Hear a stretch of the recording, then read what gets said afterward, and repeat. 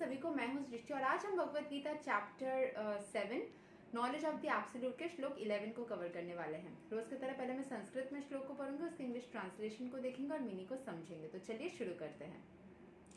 बलाम बलवताम चहाम कामा रागा विवर्जिताम धर्मा विरुद्धो भूतेषु कामोऽस्मि भरतार्षभा।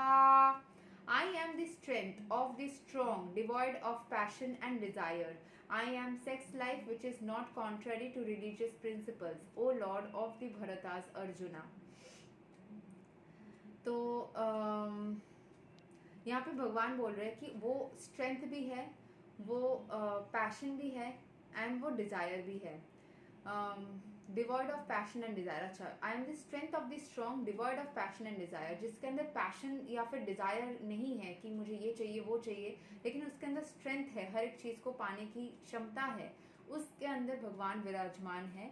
वो रिलीजियस प्रिंसिपल्स को मानते हुए जो सेक्स लाइफ को मेंटेन करते हैं, उस चीज़ के अंदर भी वो है। ठीक है, क्योंकि जो आप नियमों को उल्लंघन करना, मतलब मल्टीपल पार्टनर्स या फिर चीटिंग, डिसलॉयल्टी, एनिमल्स जैसा बिहेवियर करना। बहुत सारे एनिमल्स भी आपको दिखेंगे, कुत्ते बिल्ली, जो कि एक ही पार्टनर के साथ रहते, जो कि बहुत ही डिफरेंट है। तो वैसे, या फिर ह्यूमंस के बीच में जैसे कली की युग में एक्स्ट्रा मैरिटल अफेयर, अडल्ट्री, जो कि इंडिया में अभी तो लागू हो गई है कि कर सकते हैं, बट वो चीज़ में कभी भी वो दिव्यता नहीं रहती, वो पाक फीलिंग नहीं रहती, वो खराब फीलिंग क्रिएट करती है, क्योंकि आप किसी पार्टनर को कैसा फील करवा रहे हो, ठीक है, उसके ऊपर डिपेंड करता है। सो यहाँ के एक्सप्लेनेशन छोटा सा है, देख लेते हैं। The strong man strength should be applied to protect the weak, not for personal aggression. जो मैंने पिछले श्लोक के टाइम पे समझाया था ना, कि कुछ लोग होते हैं कि उनके अंदर बहुत पावर है एंड जैसे यहाँ पे था prowess of all powerful man, मतलब भगवान सबसे ज़्यादा पावरफुल है।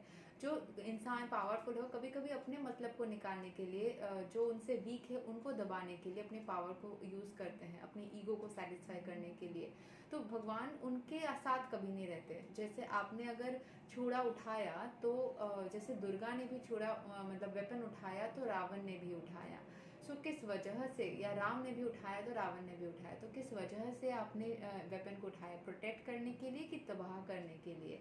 अपनी ईगो को दिखाने के लिए कि किसी कमज़ोर को, या फिर अपने आप को या अपने फैमिली को बचाने के लिए? सो उसके ऊपर डिपेंड करता है। So the strong man strength should be applied, सिर्फ प्रोटेक्ट करने के लिए उठाया जाना चाहिए, नॉट फॉर पर्सनल एग्रेशन, अपने गुस्से को निकालने के लिए नहीं।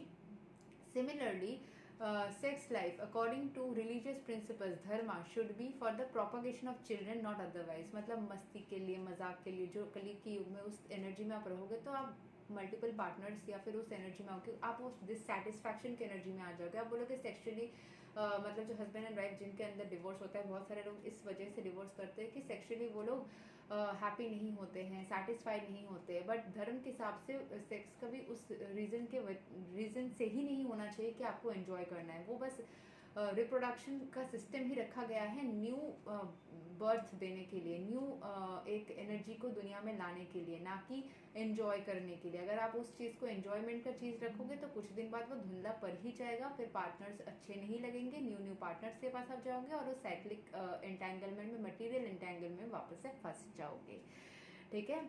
सो the responsibility of parents is then to make their offspring Krishna consciousness. तो इसीलिए शुरू से ही अगर ईश्वर की भावना में, स्पिरिचुअलिटी में आपने अपने बच्चे को डाल दिया, तो फिर उनके लाइफ के अंदर कोई भी प्रॉब्लम्स नहीं होंगी और वो आराम से स्पिरिचुअलिटी के साथ अपने लाइफ को बिता पाएंगे। चाहे कली की नेगेटिव से नेगेटिव सिचुएशन में वो रहे, वो तब भी पंकज बनेंगे। जैसे लोटस एक पंख में रह के भी साफ सुथरा रहता है, उसी तरीके से आपके बच्चे भी हमेशा साफ सुथरा रहेंगे। ये तक था श्लोक number 11 of Bhagavad Gita chapter 7। अगले वीडियो में हम श्लोक 12 को कवर करेंगे। तब तक के लिए हरे कृष्ण, राधे राधे, जय श्री राम।